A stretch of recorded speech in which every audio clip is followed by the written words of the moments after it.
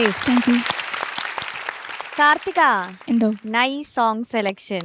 Thank you. എനിക്ക് തോന്നുന്നു pathos റൗണ്ടിന്റെ ഒരു ലിസ്റ്റിൽ ഈ ഒരു പാട്ടൊന്നും ഇല്ലാണ്ട് നമുക്ക് ഓപ്ഷനിൽ വേറെ ഒന്നും ഫസ്റ്റ് തന്നെ നമുക്ക് കൊടുക്കേണ്ട ഒരു സോങ് ആണ്. അതുപോലെ തന്നെ ഒരു സിനിമയും ഭയങ്കര ഇമോഷണലി എല്ലാവർക്കും ഹാർട്ട് ടച്ചിങ് ആയിട്ടുള്ള ഒരു സിനിമയും. എന്തായാലും നമുക്ക് ചോദിക്കാം എങ്ങനെയുണ്ടായിരുന്നു. ചേച്ചി കാർത്തിക, എന്തോ ma'am. Super selection. Thank you ma'am. കാർത്തികയും വല്ലാണ്ട് അത് ഇൻവോൾവ് ആയി പാടുകയായിരുന്നോ?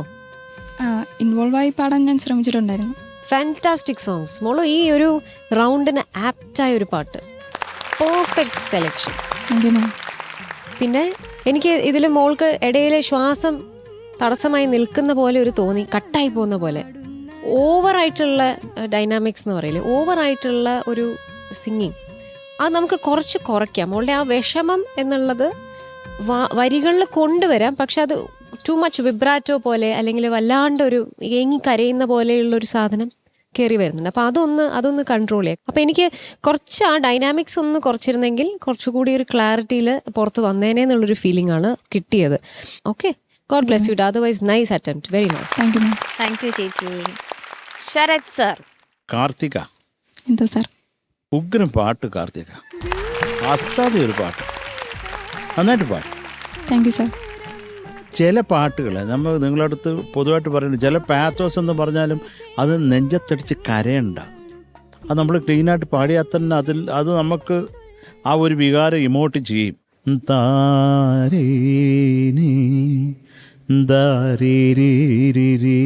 ട്യൂണിൻ തന്നെ ഉണ്ട്.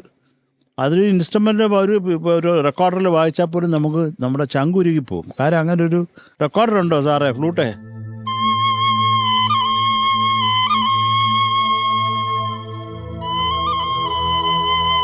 ആഹാ,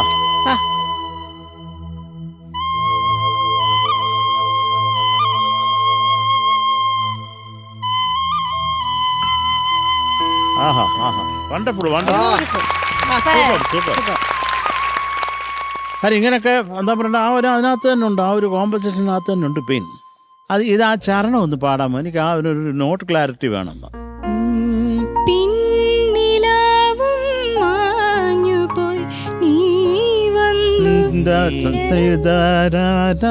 ആണോ?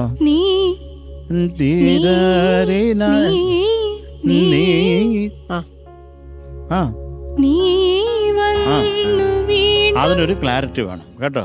അത് ഏത് നോട്ടാണെന്നുള്ളത് കൃത്യമാവണം, അത്രേ ഉള്ളൂ. ബാക്കി നന്നായിരുന്നു. നല്ലൊരു പാട്ട് എടുത്തുകൊണ്ട് വന്ന് നന്നായിട്ട് തന്നെ പാടി. Thank you sir. Thank you sir. ഷാനിക. Hi Karthika. Hello sir. Karthika, എനിക്ക് ഫീൽ ചെയ്തൊരു കാര്യം, ഫീലിൻ്റെ കടലിൽ കുറേ വാക്കുകൾ മുങ്ങിപ്പോയി ഇതായിട്ടാണ് എനിക്ക് ഫീൽ ചെയ്തത്. കുറേ ഈ പറഞ്ഞ പോലെ വാക്കുകൾ കുറേ ഒന്നും എനിക്ക് മനസ്സിലായില്ല. ഇനി പറഞ്ഞ പോലെ ഇത്രയും ഇമോട്ട് ചെയ്യേണ്ട ആവശ്യമുണ്ടെന്നും എനിക്ക് തോന്നില്ല. കാരണം കുറേയൊക്കെ ഉണ്ട്, ആ ഒരു കോമ്പോസിഷനിൽ ഉണ്ട്. Otherwise you have a very beautiful voice, നല്ല ശബ്ദമാണ്, കേട്ടോണ്ടിരിക്കാൻ ഭയങ്കര രസമുണ്ട്. Very good song selection. കുറച്ചൊന്നും ഒരു പാലത്തിൻ്റെ അപ്പുറത്തായി പോയി എന്നുള്ളത് മാത്രം, അത്രേ ഉള്ളൂ. അത് നെക്സ്റ്റ് ടൈം വരുമ്പോൾ ശ്രദ്ധിക്കാം. Okay, all the best. Thank you ഷാനിക. M G sir.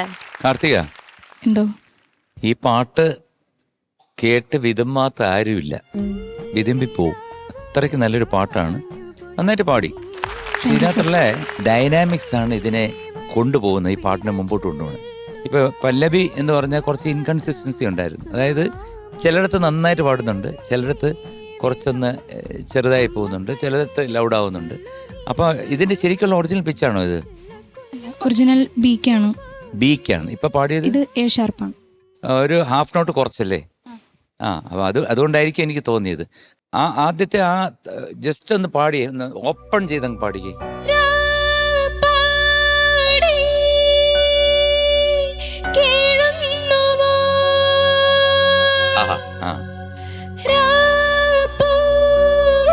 Shruti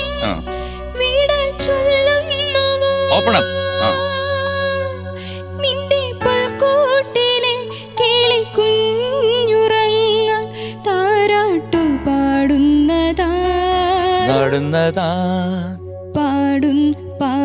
പാടുന്നതാരോ.